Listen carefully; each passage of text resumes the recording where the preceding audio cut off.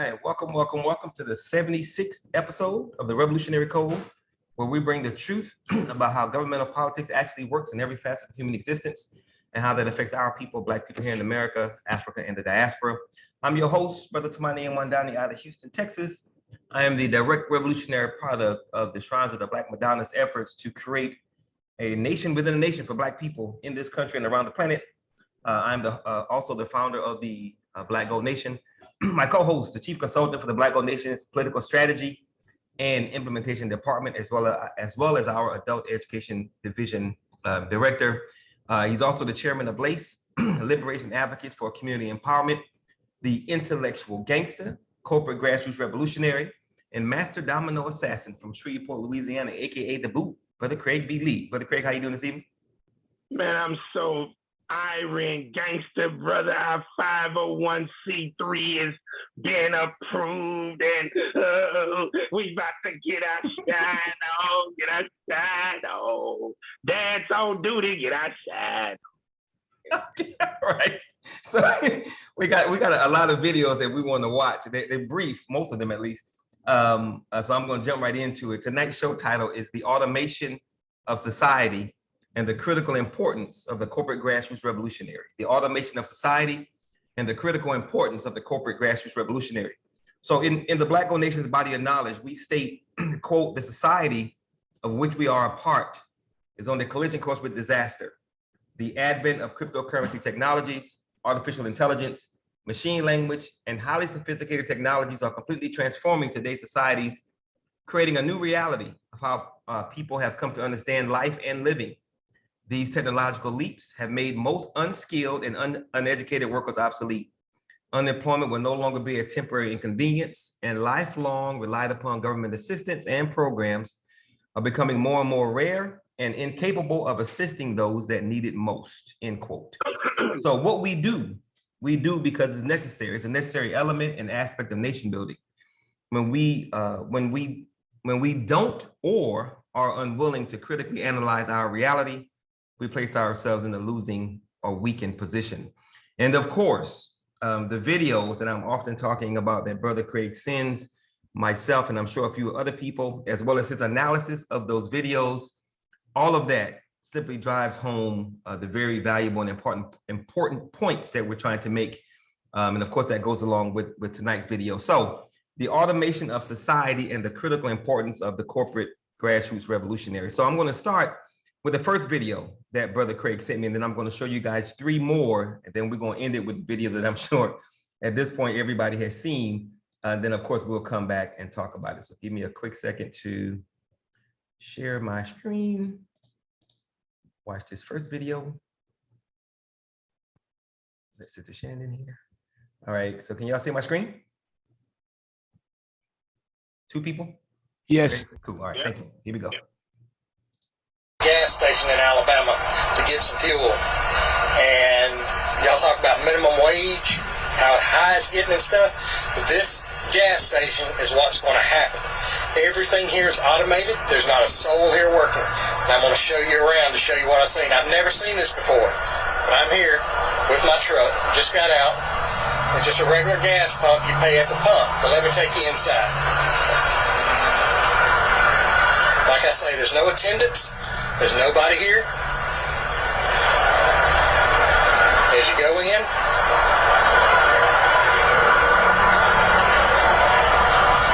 there's nothing. There's nobody. There's not a window. There's nothing.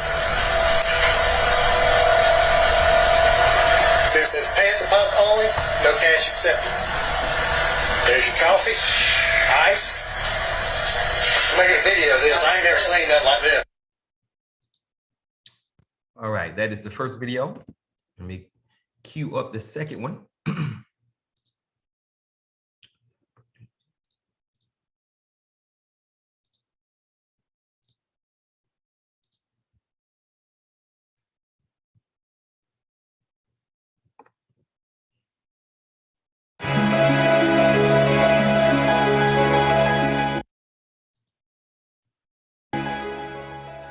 This is the iFi NanoStore. It's a prefabricated shipping container that showcases iFi's auto checkout technology. And we me take you on a tour.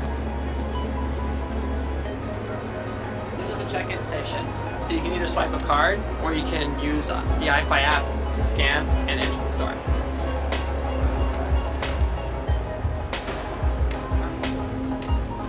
Once you're in the store, you can pick up any item off of any shelf, and this combination of sensor fusion and computer vision technology will track what you picked up and who has picked it up. So I'm gonna grab some Oreos, maybe some Ritz over here, and let's try some tea.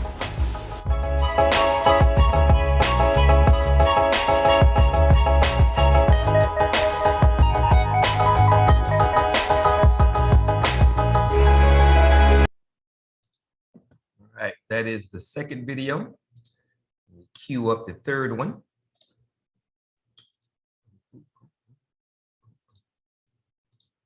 The third one is a wee bit longer. GPS is a part of it. Okay.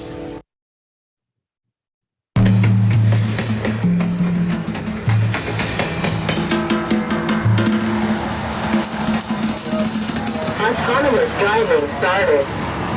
Turn left turn. We're riding the back of an autonomous truck. It's about to take a left turn into oncoming traffic.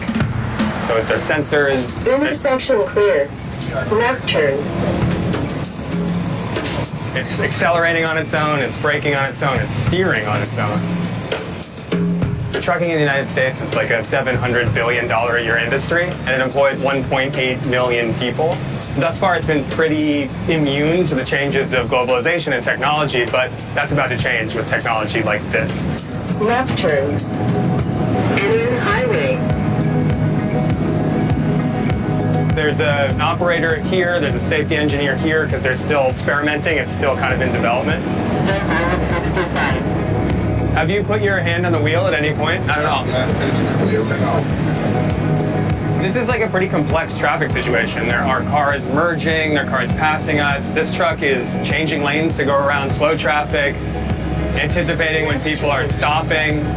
And honestly, I just like kind of can't believe it. It's driving itself, and it's doing a pretty good job.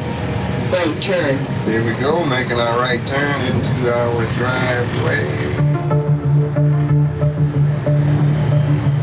We recognize that this is a highly disruptive technology on the order of 10 million people, and displacing rapidly that many people would have a dramatic societal impact. We certainly don't want to see that. We're not targeting that. We're focused on relieving a shortage. But what we're hoping is that there will be a natural evolution into the jobs of the future, just as there has been in every other technological change. What do you tell a trucker? We try not to tell truckers things, we try to listen.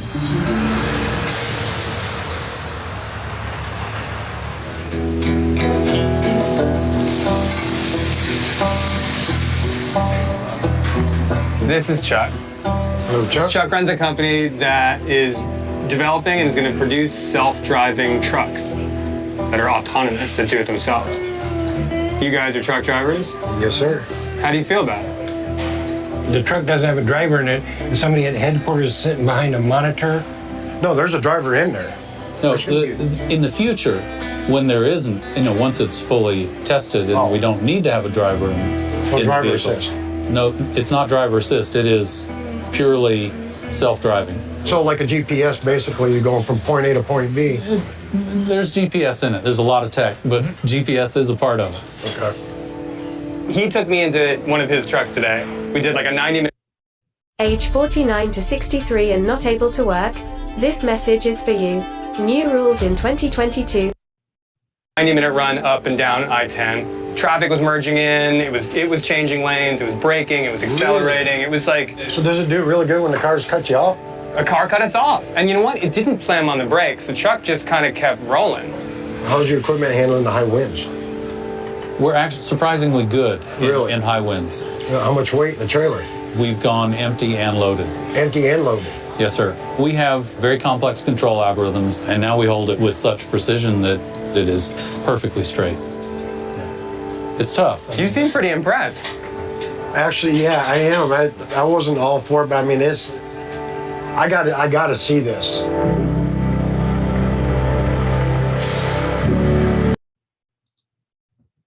All right, that is the third video. And then we come down to the home stretch.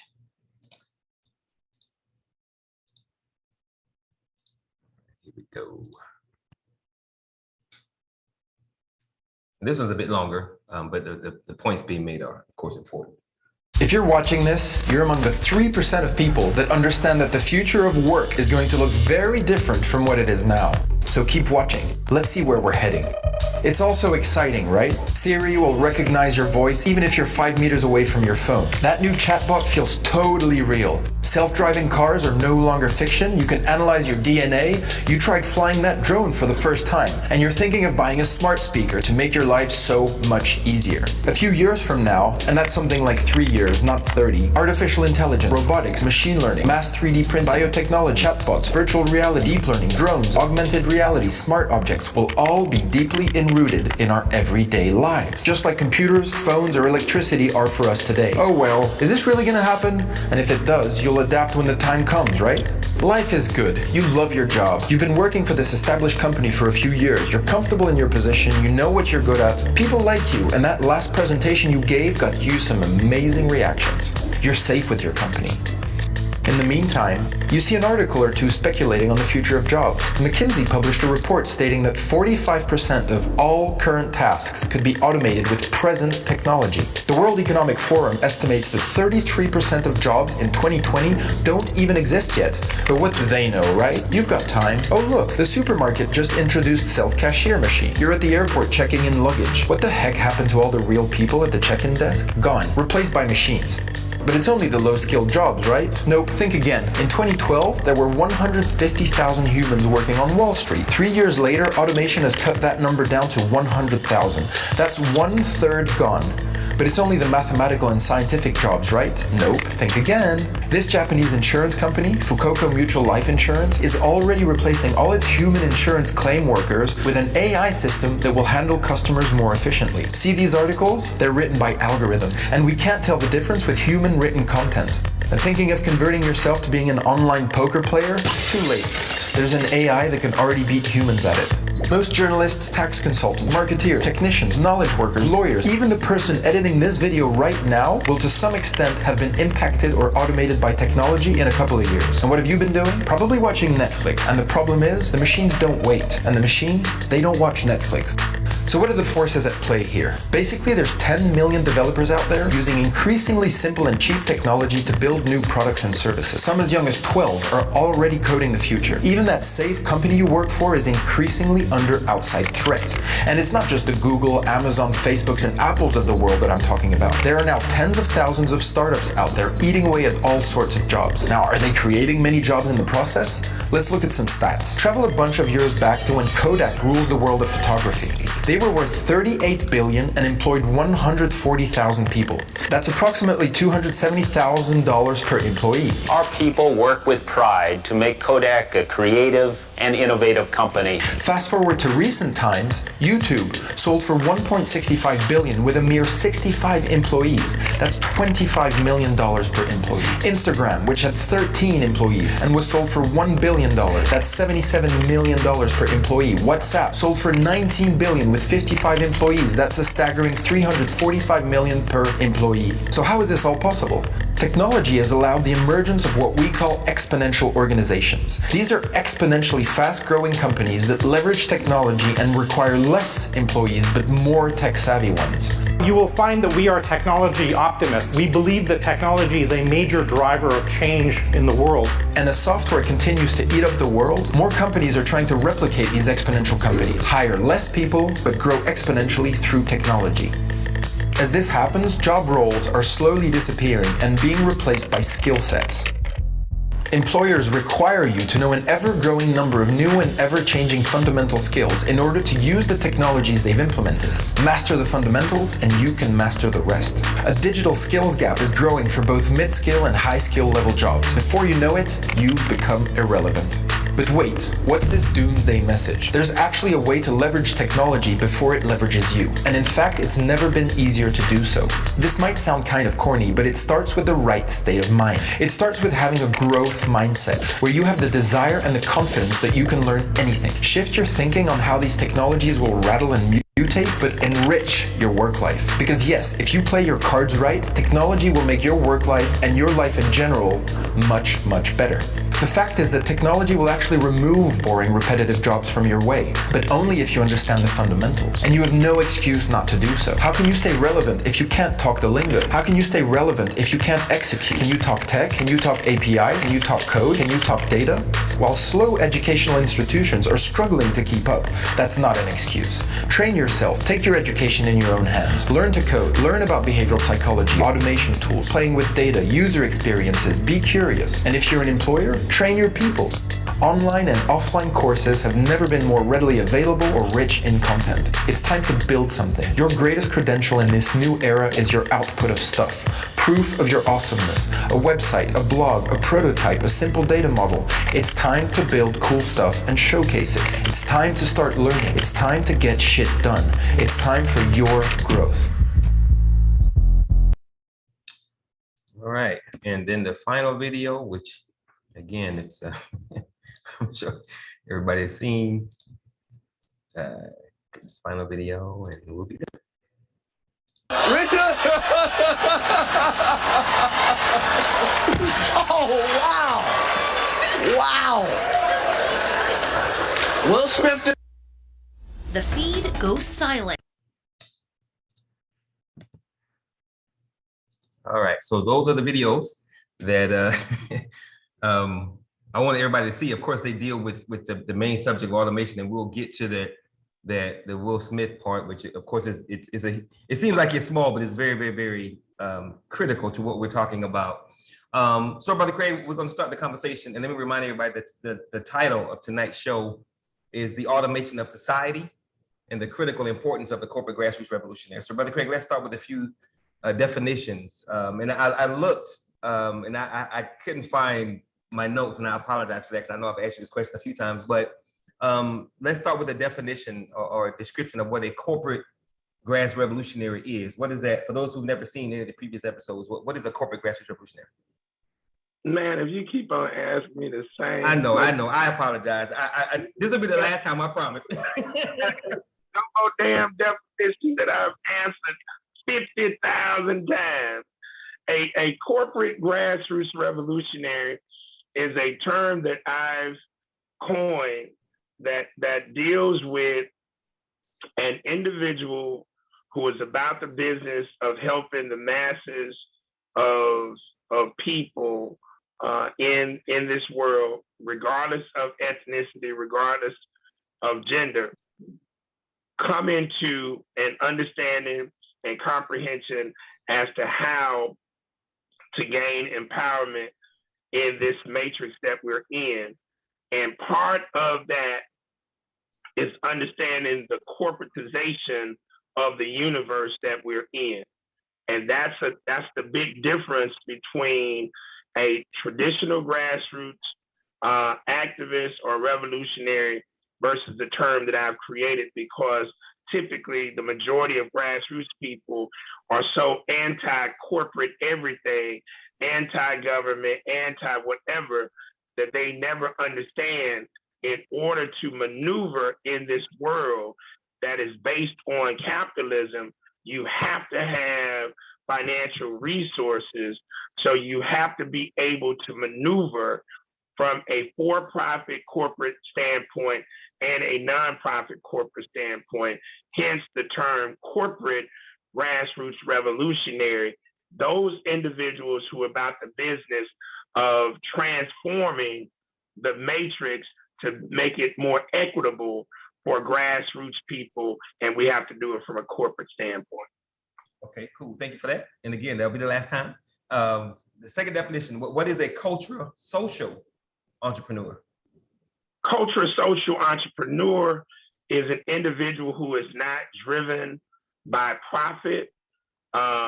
That individual who is an entrepreneur, that individual who understands that again, as a corporate grassroots revolutionary, we have to generate funds in order to create the programs and projects that we know that can empower our people and grassroots people in general. That entity is now about the business of starting that dynamic. Before you hit overall society, you start in your own cultural group, hence the term cultra. And then once you impact your cultural group and now making empowerment programs, projects, businesses happen for your own cultural group, now you go into the overall grassroots society at large and partnership and share with other ethnic groups, other grassroots advocates, activists, revolutionaries, and now hence the term cultra, social entrepreneur.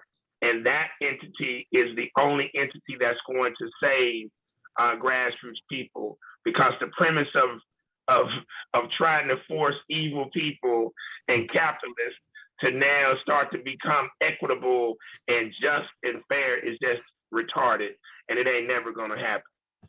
Can you give us an example of a project or a business that a cultural social entrepreneur would start with his or her group first and then take it to the larger community? Can you give us an example of that?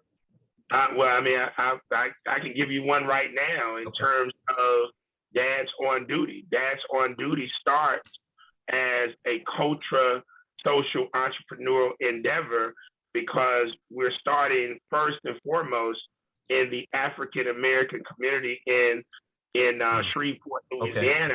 But it's a powerful issue that it impacts different ethnic groups.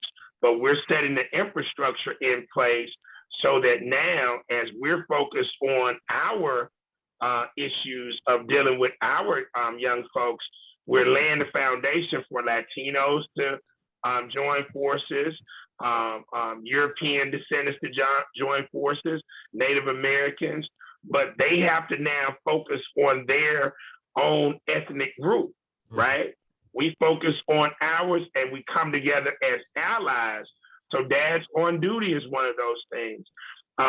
The essence of what I'm doing ultimately with my international master plan centered around dominoes. Dominoes is going to start within our cultural group, and then it's going to broaden the perspective and go into other ethnic groups to impact society in general.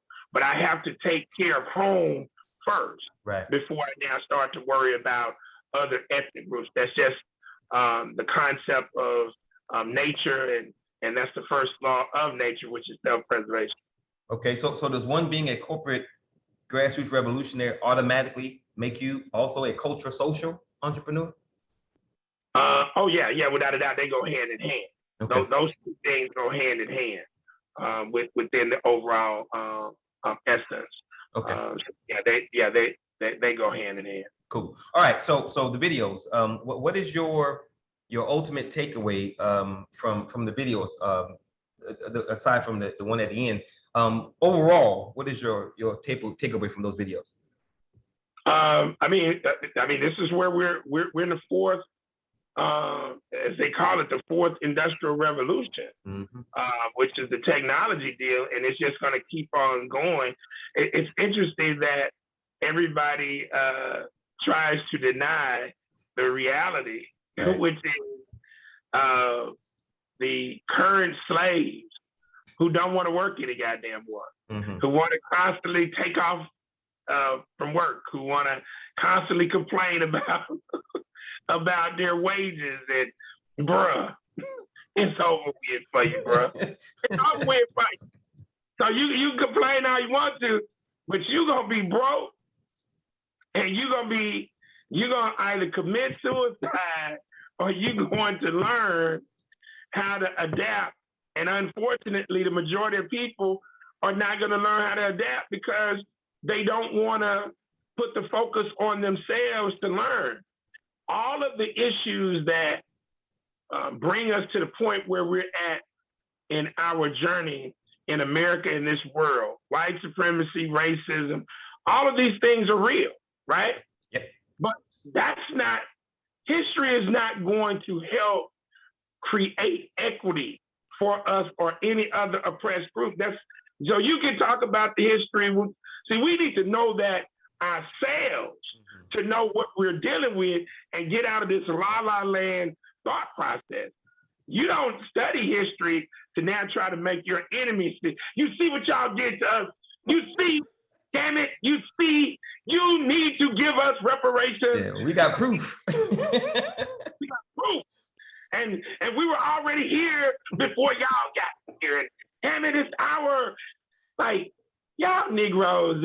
I feel so bad for these cats. So needless to say, those videos point to the fact. And the trucking video is most amusing because the truckers were trying to figure out a way of staying. That's right. Like, yeah. You mean a driver assistant? Hell no. Ain't gonna be no driver up in there. Oh, you mean no, you don't understand. Well, how about the wind gusts? Oh yeah, we got that figured out too. Well, do they do a load? Oh, we've done it without a load and with load. Damn. So now you starting to get it. Yeah. Like, yeah. Damn. Yeah. Now, why is that necessary? Because some of y'all punk asses will leave a load on the side of a road. Y'all don't want to come to work. I'm tired. My wife say I'm gone too much. No problem, Bubba. No problem, Jerome. Stay home because the goddamn AI is going to handle it. So between all of those things, the new slave, the new slave in the 21st, 22nd, 23rd, however long the creator allows this game to continue, Tamani, the new slave don't need no goddamn time off. Yeah. The new slave don't get pregnant. Yep. The new goddamn slave don't have no spousal abuse. The new slave don't go to jail. The new slave ain't trying to escape from the plantation. The new slave is automated, partner. That's right. And it gonna be consistent. And the automators, those eggheads, the people that folks laugh at, those, the introverts and whatnot, they gonna be the shot callers now. Ain't gonna be Hulk Hogan no more. Ain't gonna be Mike Tyson no more. Y'all are just pawns in the game for the benefit. But those entities who have, the only people who are gonna be able to do things in the physical realm, you're gonna have to have major skills. Entertainment, things like that, service, cooking and whatnot. You're gonna have skills, brother. You're gonna have to have skills. Yeah, yeah. So I'm glad you brought up the trucking video because I wanted to ask you specifically about that one. Had you already seen that video before? I'm already involved in it. And by the way, when I graduated from Xavier in 1989, my first corporate job was financial representative for who? Navistar International. Oh, right. International Trucks. Yeah. So I was based out of Atlanta, and I was over the Alabama, then Tennessee territories. So I used to deal with loggers all of the time. Now, in those specific areas, now that's over the road. Yeah. You're not going to be able to, like people who are specialized in logging, technology is never going to replace them because they have physical entities cutting down the trees. Now, automation technology can help, cut the trees faster and all of that. But in terms of loading those trees and coming out of the mud and things like that up in the woods of Alabama and Tennessee, that's never going to be totally eliminated there. But those over the road type things, yeah. But that was my first job coming out of school. So I was very interested in that video. Yeah, so I was wondering, since I know you have a plan for Shreveport that we've talked about a great deal, and Shreveport being a port city, I wanted to know if you had already factored in to your long-term plan the probability that how things come and go will be done by an automated machine computer kind of thing as opposed to a person, or does that not matter as it relates to your overall plan? Oh, absolutely. I mean, brother, the way I already work is brother, I was never, when I left corporate America, I already saw how I needed to roll. Lean and mean. Okay. So when I see the numbers for YouTube and WhatsApp, I love those numbers because that's what I've already been building. You don't need no 100,000 and 200,000 employees. I've told people all along, if you don't learn to embrace entrepreneurship, those of us who are the melanated grassroots hybrids, if we don't embrace this concept, the majority of our people ain't gonna have no chance because they're not entrepreneur minded. Right. So it's up to us to create those opportunities to be able to employ our folks, even at the lowest level. But yeah, I've definitely, although I'm not a techie myself, I don't have a problem adjusting on it, but I have definitely factored in that, even with my dominoes concept, the physical play and the technological play that goes into the mix. And interestingly enough, in Shreveport, Damani, see, Shreveport, we have a port called the Port of Caddo Bossier. And you would think the number one, typically when you have port, is barge and ship. But our main transport mechanism in our port is the truck. The truck is the number one thing. Okay. And so because we're right on I-20 and now 49, and we got the third, fourth largest military installation in the world. So, bruh, transportation is a part of that mechanism. So when I started to hear about Elon Musk and the driverless trucks, the driverless taxi cabs, I'm like, bruh, if you're not formulating that in your game plan, you're gonna be left out of the place. Yeah. So from all four videos, I'm assuming your answer to this question would be, well, I'll just go ahead and ask it. So from all four videos as it relates to the automation of everything, the corporate grassroots revolutionary and culture social entrepreneur, they are important because they are and you just said this, they are the only entities that can put our people in a position to not be left behind. Is that correct? Hold on, say that again. You had froze when you said that. Say that again. The corporate grassroots revolutionary and the culture social entrepreneur, those two persons, either two separate people or the same person, they are critically important because they put our people in a position to not be left behind as it relates to the automation of everything. Exactly. Because they're thinking about what's coming and what's here. Exactly, as well as the public policy initiatives that are necessary. All of these particular things. And it's like right now, Dr. Jones is here in Shreveport, and we were laughing today as I was taking her through a scenario as to how I recruited her to Shreveport versus her going to another state. And now she's starting to get why she needed to be in Shreveport because this is her hometown. But like so many individuals, they see the negativity that's in the city. And it's like, okay, I'm gonna go. My cousin is on the phone tonight, Patrick Devers, all the way from New York City. And I discussed these things with him. I just have to keep his ass focused because he'll go off on a tangent in a goddamn minute. But Tyra is now coming in. And I don't have to do a whole bunch of coaching with her just to get, her focus. And once I got her plugged in, now I can she has her own concepts that are in direct alignment with my empowerment concepts, right? So it's like, man, this is great. So now you got the counter version of myself in the city of Shreveport. And now the program that she's getting ready to hit the project in June an entrepreneurial symposium that she's getting ready to rock and roll, and I'll be one of the speakers there. I can just give her, like today, I gave her some phone numbers that she needed to follow up on with one of our colleagues, Jonathan Reynolds, who is a banker here with Carter Federal Credit Union, and Dr. John George, who is over our Biomedical Research Center. I don't have to sit down and say, okay, when you, don't say this, don't say. So all I have to do is give her the goddamn phone number and she can go make it happen. You see what I'm saying?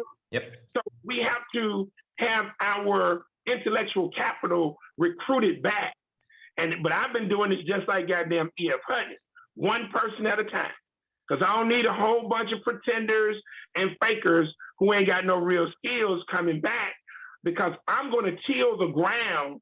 I'm going to do the field work. See, I'm what they call that field Negro, but I'm black. You know what I'm saying? I like to work in the field, but I understand what's going on in Master's house.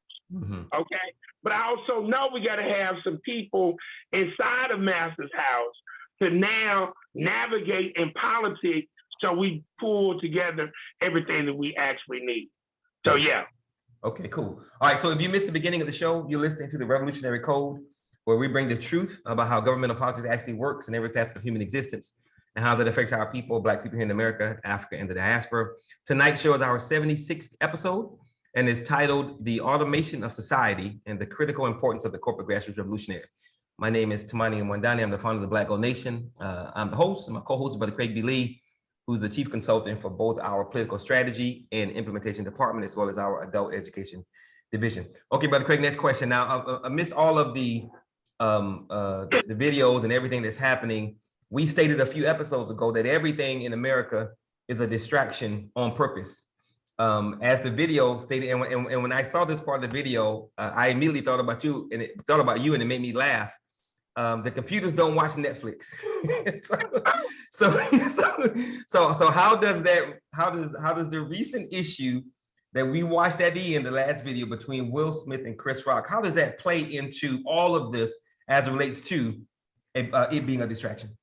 And that's why I wanted you to play that video in concert with tonight's subject, because the Negro, I mean, I'm talking about they're having a lot of quantitative discussions about what happened, but they're not even having the qualitative discussions because they don't even understand how to break down what they saw. They really don't. And so, but they're distracted from these things that were discussed in this video, featured in this video, and these things are happening, right? So like today, I was at Southwood, and a white guy who, I guess he's a part of the DARE program or whatever, but he came in and do a presentation. He's paralyzed now, he's in a wheelchair. So he's talking about the dangers of driving intoxicated, and he was giving an impassioned speech. Southwood is 75% Negro now. Okay. So what do you think those children were doing while he's talking? Texting, ignoring, on their phones. Yeah. No connection. Look here, bro. Yeah. Look here. Listen. So you go from not learning in high school, you're not being truly prepared for life. Yep. So now you get a couple years older. So now you say you're grown. Because you're older, all of a sudden you're an adult and you know every damn thing. Yeah. Now you say you're a man.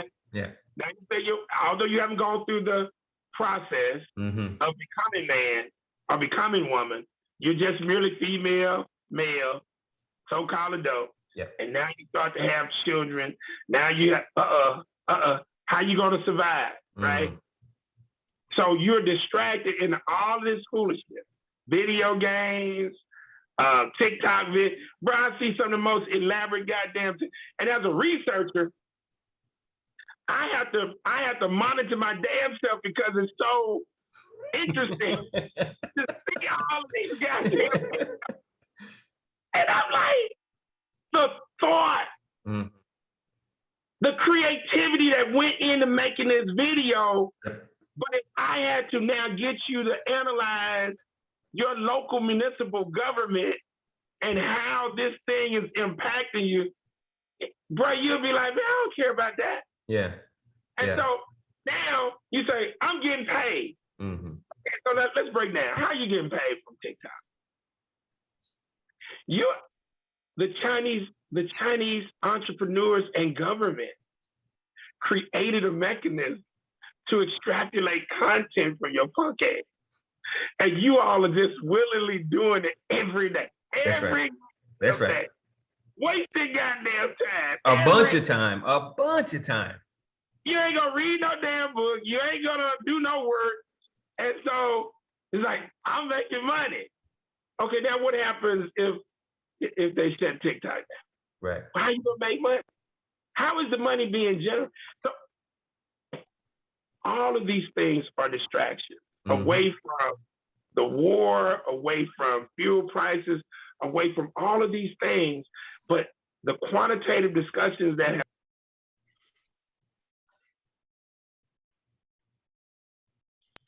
hold on, somebody's trying to call. The quantitative discussions that have gone on with Will Smith and Chris Rock are just amazing as we look at the overall aspect of this. And so needless to say, this is where it's at. But yeah, the technology ain't getting caught up in making no damn TikTok videos. Right. And even if the technology makes TikTok videos, guess what? The technology is gonna keep on rolling 24/7, 365. Right. No sick days, no maternity leaves, no illness, no funeral arrangements that need to be made, no nothing. Yeah. And guess what? It don't get old. Right. It just gets upgraded. Yep. Yeah. And it exists into perpetuity. So when we look at films like, I mean, think about it, and think about this. Will Smith had the deal with Chris Rock this past weekend, but look at Will Smith. Will Smith has played. Hold on, let me pull it up because I'm gonna mess you up right quick. And this gets to the subject. Let's just show you how the creator works with me. So the metaphor of Will Smith in that last video, here's the metaphor. And I don't know if anybody on the call know what I'm about to pull up, but I'm hoping somebody knows where I'm about to go. But this just show you how powerful the creator works with me. So 18 years ago, Will Smith played in a movie that was directly related to those videos that you showed on the front end. What is that film? What is that film? Can anybody tell me that film? Was it called AI? No, it wasn't called AI. Anybody? Yeah, was it called AI? I think Naru said it was called AI, right? It wasn't called AI? No, sir. Oh, iRobot. iRobot. Yeah. iRobot. Yeah. Was directly related to all those damn videos. How many years ago? Right. 18 years ago. That was in 2004, brother. Yeah. Yeah. Okay. Yeah. So just really quickly, I noticed in the chat that both Naru said that those stores were tested on college campuses, and I'm not sure if Dr. Tyra Jones, but Dr. Tyra Jones said the store concept is currently in Houston Airport, and the gas station concept is in Houston as well. And to that point, I was at a Walmart in Austin, and they had completely taken out all of the normal cash register type lines, and everything had been automated, and it was completely done. And they had to be at least 35, 40 self-checkout stations, and they had maybe 6 employees monitoring all of that. Now that was in Austin, and Craig, about 2.5, 3 weeks later, a super Walmart here in Pearland was doing the same thing. They were removing all the cash registers, and now it's completely automated. And that kind of thing is only going to continue. And you know who normally has those kinds of jobs. Exactly. But see, look at what they're getting rid of. You say, man, they wrong. for taking these Negroes out. But look at what they get rid of. Goddamn me, Shaniqua's attitude. They getting rid of the goddamn potential for fights. They getting rid of goddamn DeAndre and Shaniqua not wanting to come in on time. You see? Yep. Those terminals gonna keep on working. Yeah. You know what I'm saying? I actually have hell, I don't buy a lot of merchandise anyway. I'm in and out of the store damn near every day, so it works good for me. I don't need to be waiting on long lines. Yeah. But Walmart and all of these stores are not playing no games with humans anymore. You don't get it. You're obsolete. You're expendable. You're irrelevant. You're and Craig, I asked a few of the people that were there what they thought about what was happening, and were they afraid, were they worried about their job? And both of them said no, because they told us that we're just going to be working in the warehouse. They told us that we'll just be reassigned to another part of the store. And that answer to me was absolutely it was shocking that they believed that. Yeah. No, they bro, they don't get it. And but again, this goes back to the fundamentals of economics and the fundamentals of business. Yeah. And because they don't get these fundamentals, because they were just like the children today in this auditorium, not paying attention to a very important presentation, just like this young brother who we closed the day out with today, who was sagging pants, skipping class, and the assistant principal, Kenneth Kuti, wanted me and one of our other members, John Noss, to sit in on this discussion. And we listened to how this young brother talked to his mother, and all this old flip ass talking he was doing. You don't know me. I said, I do know you. You're the Negro that's going to jail. Yeah. The Negro that's going to get killed. Man, you don't know me. Right? Y'all Negroes believe y'all are so damn intelligent. And unique. And what's so crazy, you know you're not dumb per se, but you create this persona that you're macho, which is what makes you dumb. And now you believe you really understand and you don't understand. And so, dude, I already know you. Right. I don't need to know your damn middle name. I saw you in court. About 15 years ago. Yeah. And the Negro would probably say, how could you see me in court? And I'm only 14. How can you see me in court 15 years ago?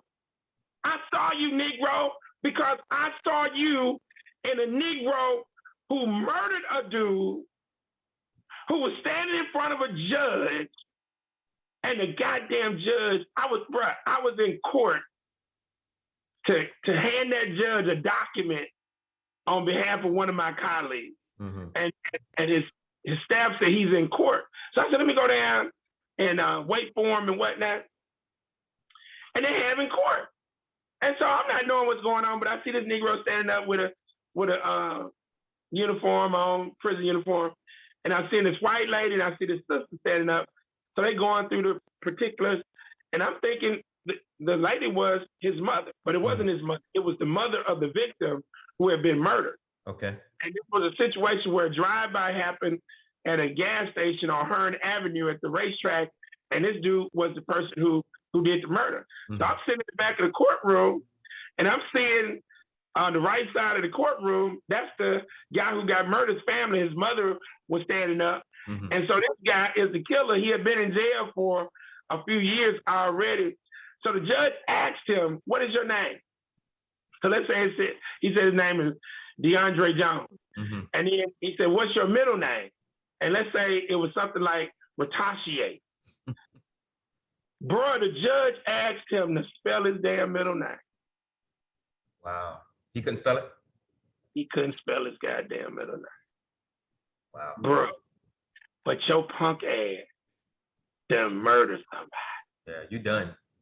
And so the judge gave this dude only 5 years so he could come back out and do it again. So the family leaves, and there's a lady sitting in front of me. I told his dad he should have just went on and took it to trial. He could have beat that dog. I said, excuse me, are you related to him? I'm his mama. Wow. Yeah, and it all makes sense. It all makes sense. Yeah. So these cats, so you're gonna see more sex industry with the females. Yep. Even with the males, these Negroes selling themselves to more drugs. And so now this thing is gonna get real wicked out here. Yeah. Because these Negroes, because now mind you, as all of these jobs are being eliminated, they're still pumping the rap videos and bling, bling, bling. So how you gonna make, y'all gonna really be in trouble because the money is gonna be concentrated into a few people's hands because the people who are really making the money, the entities who are really making the money are AI. That's right. and there's going to be an overall degrading of society. So those at the bottom, it's going to be hell, man. It's going to be hell, and it's going to be hell real soon. Exactly, and the technical folks who are helping to expedite the destruction, they so damn dumb. They so smart and dumb at the same time. Yeah. Oh, I got a new idea. We can do this, and they're so dumb. They're so dumb. Yeah. So dumb. They're so dumb. I have to just say, they're so damn dumb because they believe that technology is this phenomenal thing. Right. Yeah. And it's destructive. Yeah, then I think about the human aspect of it, the flip side of it. Now the human aspect is about to be obliterated. Yep. And that foolishness about coding, and I know we got to participate to some degree, but here's the thing. For everybody on this call and everybody you know, your ass had better embrace becoming a corporate grassroots revolutionary. You had better embrace being a culture social entrepreneur as a component of being a corporate grassroots revolutionary. And you got about 5 years. Yeah, if that. You better make you a few million. Yeah. Convert it, gold, silver, certain cryptos, real estate, and your ass had better learn how to live off the grid.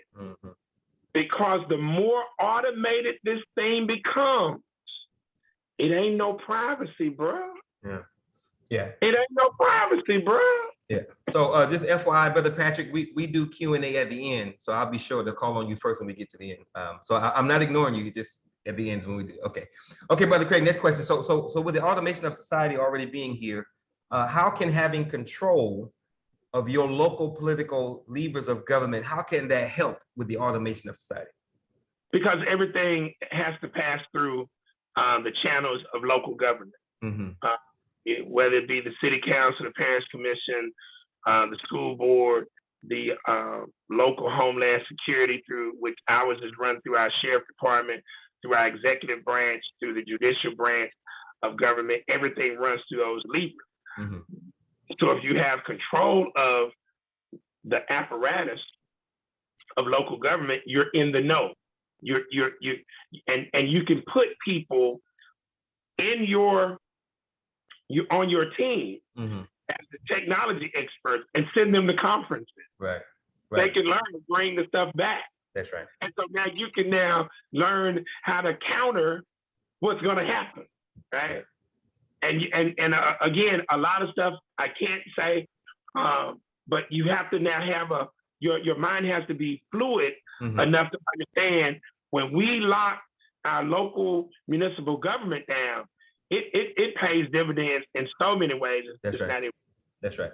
Okay, so how can the corporate grassroots revolutionary fundamentally, fundamentally lead and guide grassroots Black people into a future whereby we have lives worth living and we're not a permanent underclass? How can the corporate grassroots revolution help Black people get to that point by which we're not just hanging on by the skin of our nails, so to speak?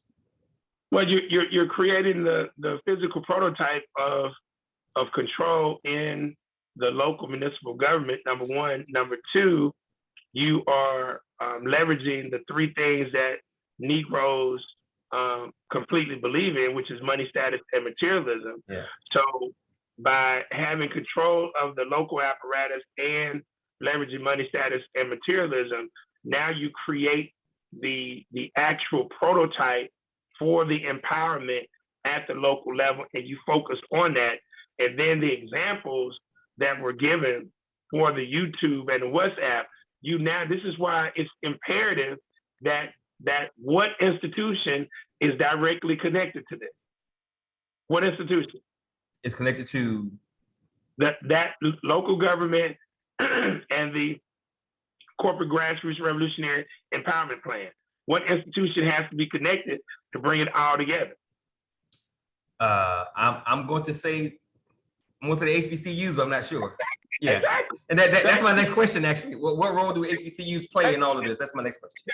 That's the role. Yeah. See, because that's where the ideas have to come from. Yeah. The ideas have to come from the HBCU alumni who are now graduates, and they are now perfecting their skills in these various arenas in partnership with who? The current student body, right? The current faculty, and some of the retired faculty who still got skills.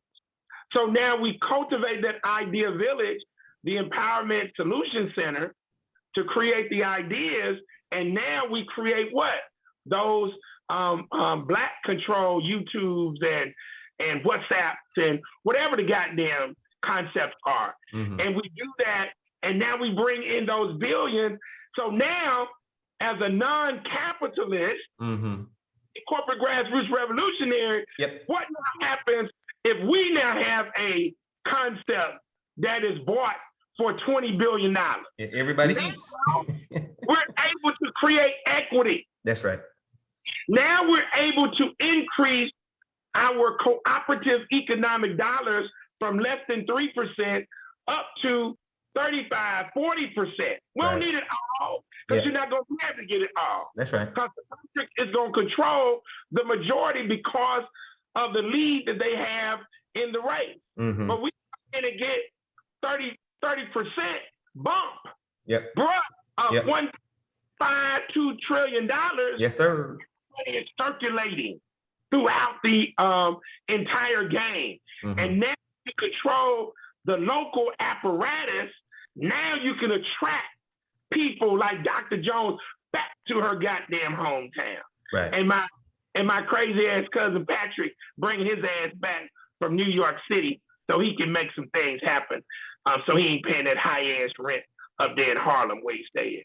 All right, last question, brother. You get one takeaway to make sure everybody will have with them for the rest of their lives from what we talked about tonight. Only one takeaway. What would that one takeaway be? You better do like goddamn Sam Brown. You better get on the good foot. You better get on the good foot. Okay? Yeah. You better get on the good foot of learning spiritually, culturally, educationally, economically, socially, and politically. You better get on the good foot. And you better get your family to get on the goddamn good foot. Because we are at war, and this is a spiritual and cultural war that now plays out into the technological aspect. But don't get this thing twisted. AI is only a cover for who? The architects and the engineers who control the philosophy, the system in the game. Yes, sir. Of white supremacy. Because see, it don't matter. Any coder or programmer is going to be a so-called physical person. That's who programs the stuff. That's who comes up with all of it. Right? Yep. It's a cover for them to maneuver, and it's real slick. So now you ain't got to be, hey, this ain't racism. technology. It's the fourth industrial revolution. You gotta come on. But guess what? You know you done made the people dumb. You know you done made the people stupid. You know they don't know how to think. So look at what the guy said in that last clip. You just gotta change your mind. That's all you gotta do. That's all you gotta do. No big deal. And learn how to code. I love it, brother. So that's my last thought for tonight. Cool.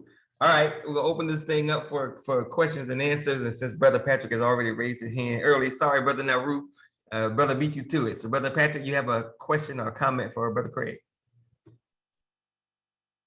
You're muted, brother. There you go. What's going on, brother? It's my first time here, enjoying it all the way, man. Yeah. Look, and so what's going on, kinfolk? But look, this is the thing. Yeah, I hear some of what Brother Craig saying, and of course, you know, there's no argument with me, and I'm listening to this concept. Of course, it's not the first time I'm hearing it.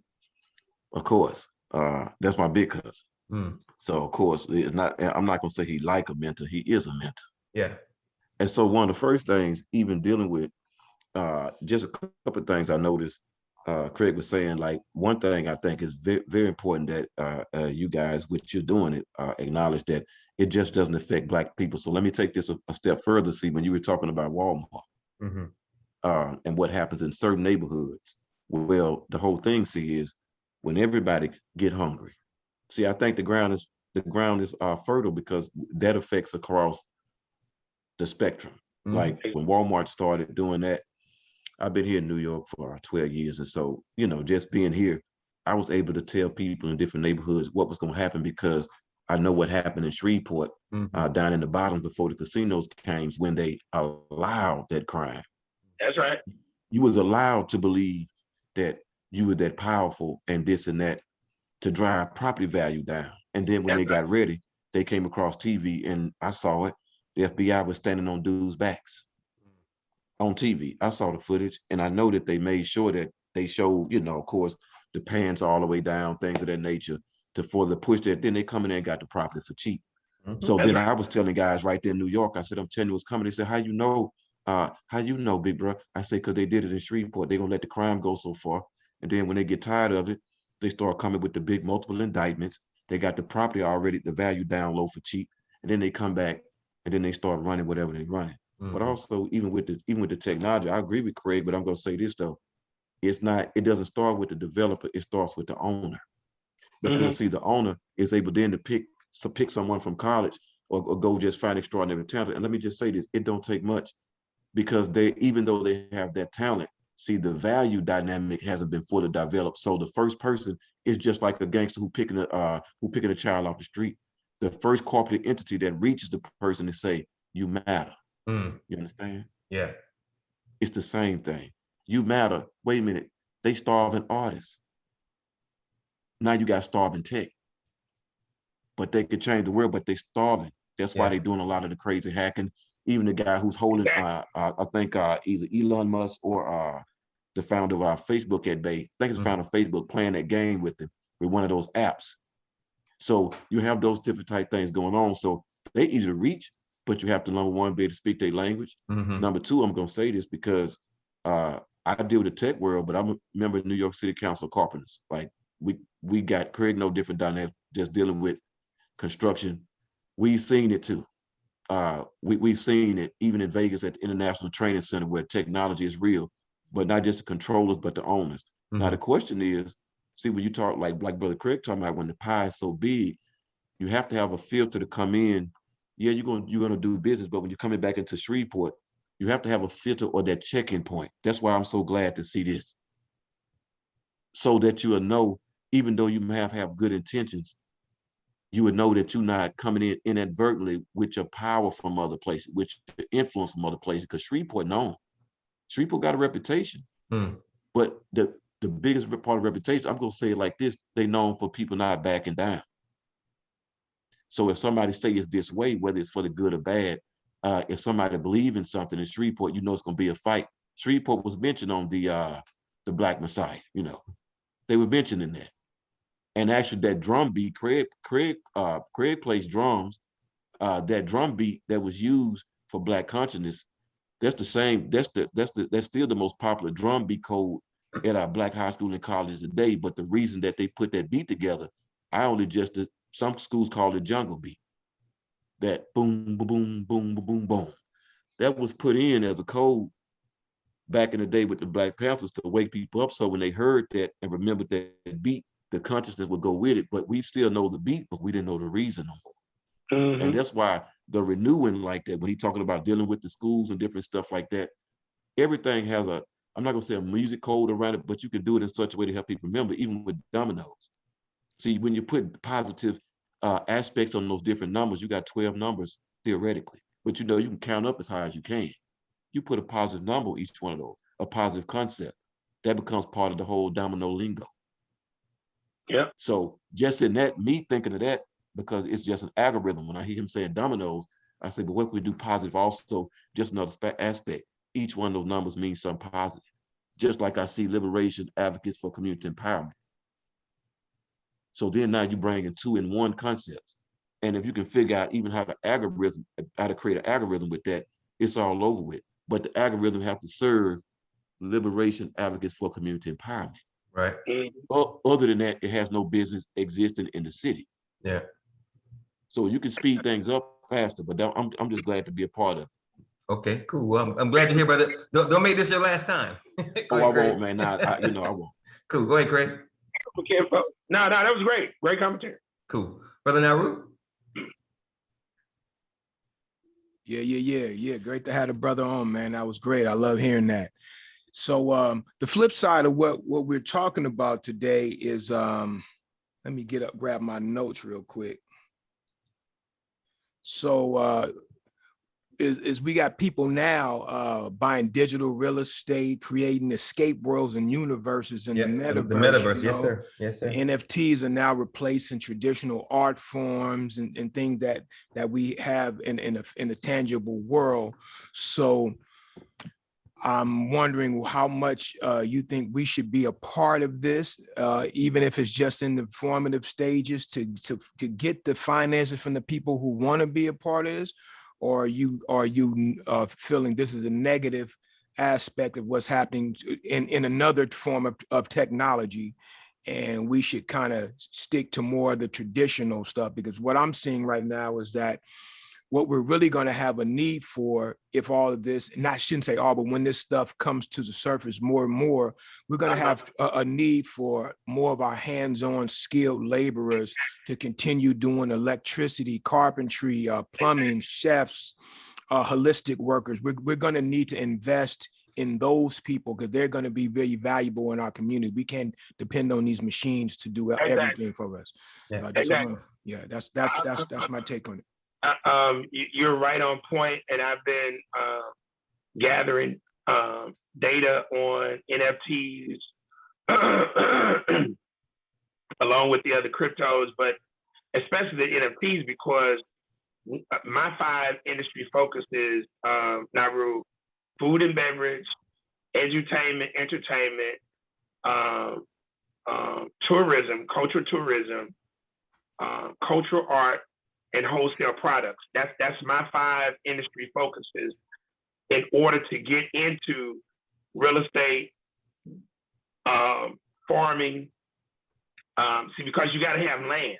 Well, yes. This is where the migration is going to happen back into the South. And you mentioned Elon Musk. Where's Elon Musk relocated to? Austin, Texas, right? Because Austin, Texas has positioned itself uniquely as a technological and entertainment hub for the world. And that's in Austin, Texas, right? So Shreveport is positioned so beautifully because we're only 5 hours away from Austin, 350 miles, right?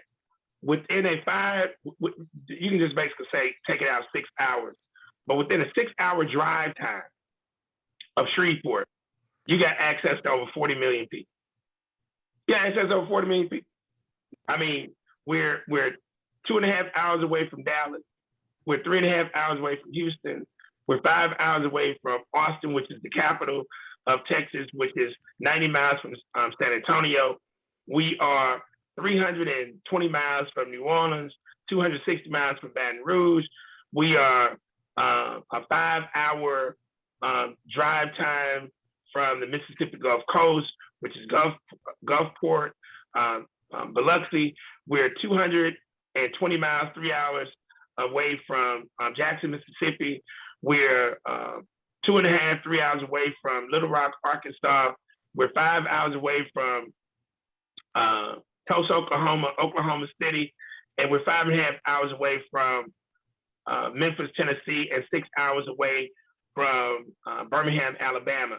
So all those points in between, you can get to those particular points just driving. You don't even have to fly, right? And so there's going to be a migration back south because you got to have land, right? And so what I see with NFTs, Naru, is a combination thing where, like, I'm going to use the NFT to digitize my art project, not to sell my physical art digitally, but to now make sure that I want the authenticity. Like, we're going to have a certificate of authenticity. It's going to be signed. It's going to be numbered. So I've been like, how do I really make my stuff valuable? NFT. See, you can now use it as a stamp to say this is completely authentic. And so I'm only going to sell 5,998 of this phase 1. So now when you buy this, you got certificate of authenticity. It's signed by the artist. It's numbered, and now all of that is recorded by way of what? The NFT. You see what I'm saying? So I'm combining both of the worlds, but I'm also going to now get some artists to play in that NFT market. Okay. So if we can get in and maneuver and navigate, cool. But the physical reality must always remain. You can never get so caught up in tech that that's where it's at. And that's why I call those techies, they just stupid, because they're so anti-humanity, and they don't even know it. They're so anti-humanity. They're so anti-people that tech is their goddamn world. Tech is their damn world. No, it's true. And it's unfortunate, but they are damn near becoming shot callers in the game. So we gotta have some inroads and some input, and we're gonna have to deal with it because that's where this is at. Yeah, and we've done I think at least 2 shows, and I know we've mentioned it quite a bit, Brother Naru, and talking about having to build this nation both on soil, on the ground, but also in the cloud. Where we got to be able to maneuver in every world where power lies. So we can't just be one dimensional. And Brother Craig is always talking about that. No, that's great. Hey, and I still want you guys to go check out that platform if you haven't yet, Narrative and Newbie. If you guys are taking a look at that yet, I'm telling you, it's building. That's where our people are at right now. What's the name of it again, Naru? It's Narrative is the name of the company that Dr. Greg Carr and Karen Hunter started. Okay. They have the social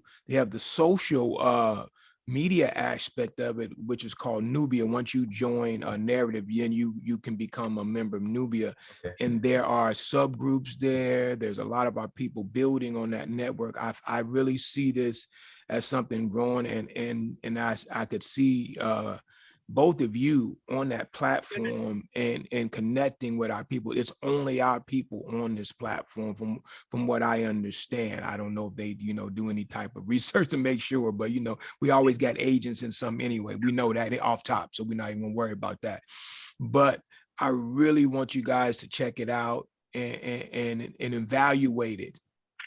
I can't see you, brother, but I think you got it. Give me the spelling again, Naru. It's Narrative with a K. So and I've sent it to you. I emailed it to both of you, and I sent it to your messenger. So definitely send that back to me, because I remember when you did it, but you already know my crazy ass.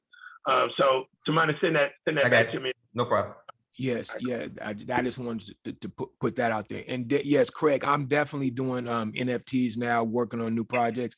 Everything's going to be released on NFTs. You can't sell music anymore, but you can sell NFTs. People buy NFTs now.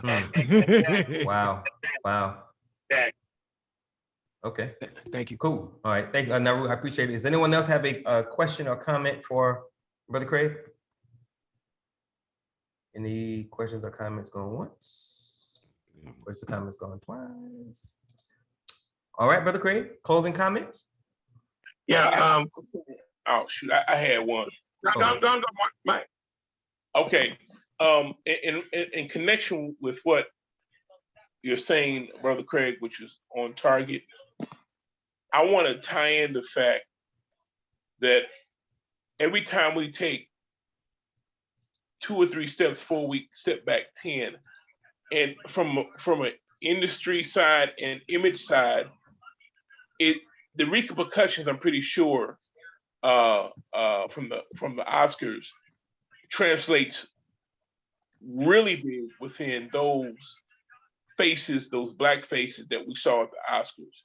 Yeah. My question is, beyond that, we all know what it was, but did it hurt or help us through that action? Did it help or hurt with Will physically assaulting, or did it hurt or help with Chris Rock not trying to press charges? So my take on this is totally unique perspective. I'm glad. It's bad that it happened, but I'm glad that it happened, and I'm gonna tell you why. If you remember a few shows ago, Tamani and I did, and I proposed the #1 mass weapon of destruction that the architects, the engineers use of capitalistic white supremacy use to distract and destroy the minds and the spirit of our people and other ethnic groups throughout the world. The #1 mass destruction weapon that they have created is entertainment. Yep. And so there are these branches of entertainment. And one of those branches of entertainment is this bullshit comedy. Now follow me where I'm going with this now.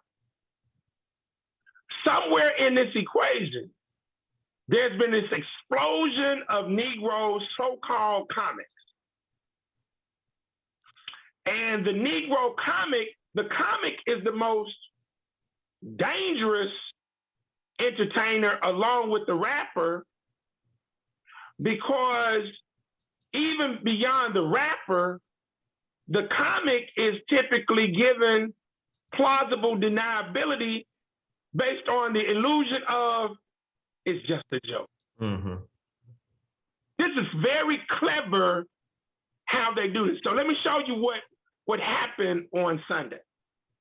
The white folks use the comedic art of Chris Rock, and they also use the acting so-called comedic art of the chick Hall. She was co-hosting with them. What's her name? Robin Hall, or whatever her name is. The white folks use them to articulate their message. Regina Hall, there you go. They use Regina Hall and Chris Rock to cleverly position their white supremacy message. See, now, ain't much been made about Regina Hall, but look, all you gotta do is go back and check it out. What she did was a clever game that they set up to now demean her and other Negro females as being a sexual object under the guise of a COVID protocol test.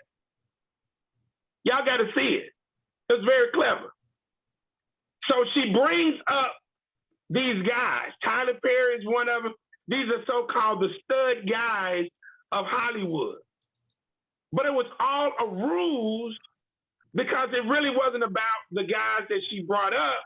It was really about Will Smith because now she was able to weave in the joke about Will coming up and being a part of this because Jada had given her permission. And she lets it be known that it's a sexual thing. And they laugh, and Will is, doing this, oh no, they laughing, but he's embarrassed because his freak wife has put all of their business out in the public. So now the comedians play this and the white folks use this. So Negroes don't know they're reading this off teleprompters. So Chris Rock did the second portion. And if you look at what he said that's a nice one. Because really the Regina Hall one was the real disrespectful one, but that didn't get a lot of play. But this one got play because, boom, it was dealing with the hair thing. So now what ends up happening? Will react, and he needed to, for me, I'm glad he reacted because it put the spotlight on comedy, because Negro comedy in most instances is a form of goddamn bullying. And it is a form of intimidation. And so think about this. You're playing these children are getting brutalized in school every day because everybody want to be what? A goddamn cop. Yeah. Just look at the goddamn TikTok video. Everybody want to be a goddamn cop. I ain't never seen so much foolishness in my life. So they get you laughing and distracted away from what? The real issues that you have to be focused on. So now, how do we know this? All we have to do is go back in history, just a few years ago, and look at what case analysis. Dave Chappelle.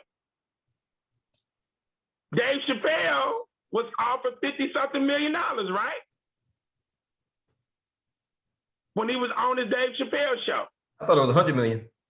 No, it was 50. It was 50 million? Okay. 2 million. It's $52 million. Why did he turn that down? Because he didn't want to be controlled by the industry, and they wanted him to do things that he wasn't down with. No, but at first he was. Okay. Yeah, he was down in the beginning. Then they tried to put him in a dress. Exactly. Exactly. And then it finally clicked on his age. Oh, I'm being used as an apparatus to fuck over my people. Yeah, to soften the black male image. Exactly. So he walked away. He walked away from it.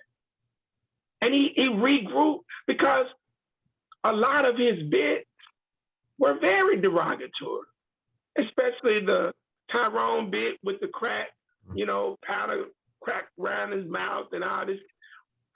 The white folks were using him as a conduit to destroy his own people through so-called comedy. And you're always going to have plausible deniability because what are you now going to say? It's just a joke. No. Lighten up. But when they pressed his ass to put on a goddamn dress, that was his limit. That was his limit. See, Chris Rock ain't got no goddamn limit. Chris Rock ain't got no limit. Now all you got to do, you say, well, Craig, how you know this? Let's go back and pull the video from 2016 when Jada, which was stupid for her to do anyway, was trying to boycott the Oscars. Who did they use to attack her? Chris Rock. See, what you saw wasn't just about Sunday. Yeah. It wasn't just about Sunday. Some history there. That's why I say Negroes are having quantitative discussions about this, but they ain't have no qualitative discussions, because in order to have qualitative discussions, you have to know how to critically think, you have to deal with the facts, you have to understand logic, and you got to deal with history. All they looking at is what happened right then. Mm-hmm. The joke was over their damn head any damn way. Because I've seen some people say, man, what they upset about? G.I. Jane was a bad.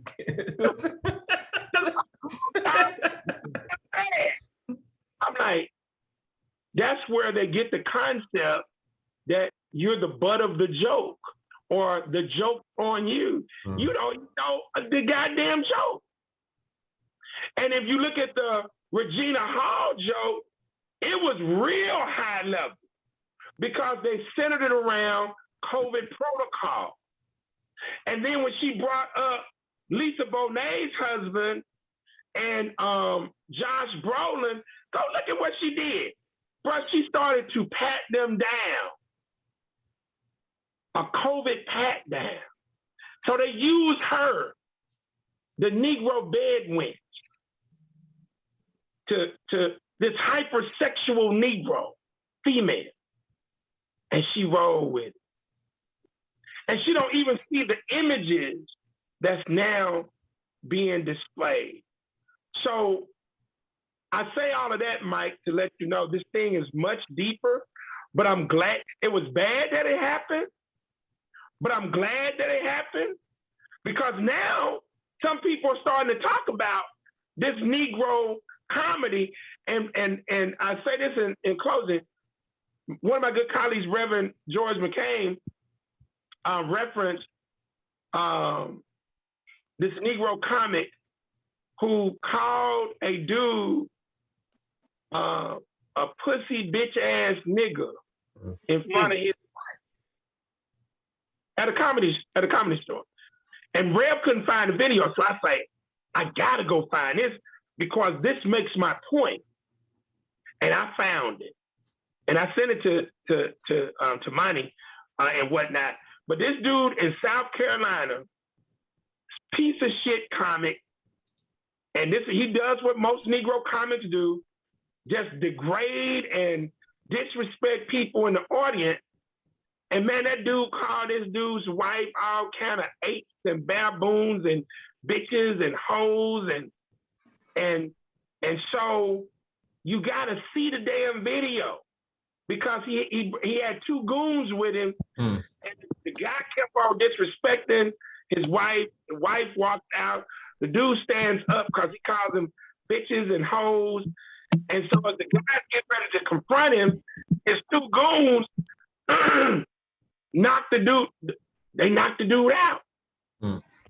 And they laughed at him.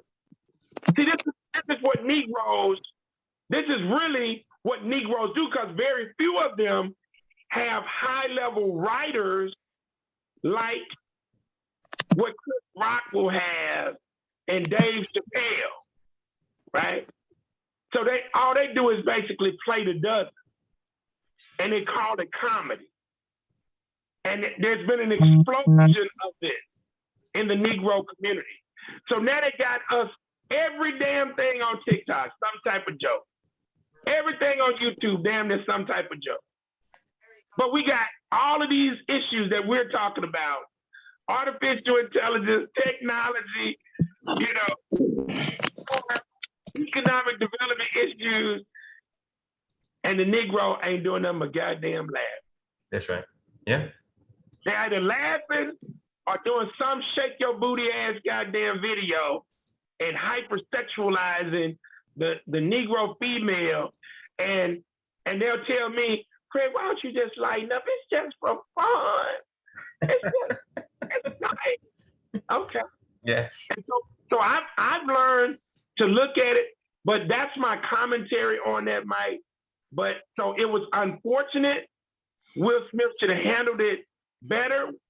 But I'm glad again that you put the Negro on notice so that we can bring to light this pervasive mass weapon of destruction that white folks use called entertainment.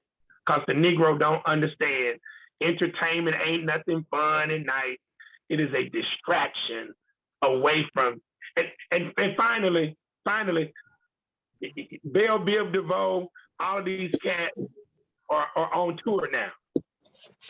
And now Master P and the No Limit Soldiers are on tour. Y'all know what the cheapest ticket is for the No Limit tour? Nope. In Shreveport, $65. That's a cheap and I know ticket? It's gonna be higher in Texas and California. Yeah. Now, why do I reference that? If you ask a Negro to put up $65 or $100 in a grassroots, That's right, man. I can't afford that. What I get? And why did they say that, Jamani? I don't know. They're not focused on what really matters. I don't know. Go ahead. How you've been taught. So why did they say that? Anybody? The Negro does what? Oh, begs for what he wants. Pays for what he wants and begs for what he needs. And you also have a twist to it. I can't remember the twist though. The Negro pays for what he wants and begs for what he needs. But the flip is the unconscious Negro does what he or she desires and wants to do and complains about what they need to do. Yeah. And this is where we're at. Cool. All right. Anyone else? Question or comment for Brother Craig? Everybody good? Okay, Craig. Closing comments? You good? Yep, that's it there, brother. I appreciate it. This is very good. I'm glad. Send me that trucking video because that's where we're going. And I'm glad Naru is on the NFT tip. And like I said, I'm just thankful, Dr. Jones, Terrence, all of these folks, or thank you to Shannon. All of these folks, our intellectual capital, I'm recruiting them one by one, God damn it. And the more resources I'm able to bring in, I'm bringing more of them back. And even if they don't want to come back, bring your goddamn intellectual capital to whom or whatever we got to do so that we can start to leverage control of the city and take over the city of Shreveport and the parish of cattle. All right. On that note, always remember that no one can do everything, but if everyone does something, everything will get done. Y'all have a good one. God bless. Peace. You too.